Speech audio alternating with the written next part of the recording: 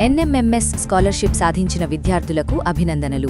చాపర శ్రీకాకుళం జిల్లా మెలియాపుట్టి మండలం చాపర గ్రామంలోని జిల్లా పరిషత్ ఉన్నత పాఠశాలలో ఎన్ఎంఎంఎస్ స్కాలర్షిప్ సాధించిన విద్యార్థులను అభినందిస్తూ కార్యక్రమం ఘనంగా నిర్వహించారు. ఈ కార్యక్రమానికి పాఠశాల ప్రధానోపాధ్యాయురాలు సలానా వ్యాసగీత అధ్యక్షత వహించారు. పాటపట్నానికి చెందిన రామరాజు చారిటబుల్ ట్రస్ట్ అధ్యక్షులు, జాతీయ ఉత్తమ ఉపాధ్యాయ అవార్డు గ్రహీత పారసెల్లి రామరాజు ఆధ్వర్యంలో విద్యార్థులను సన్మానించారు.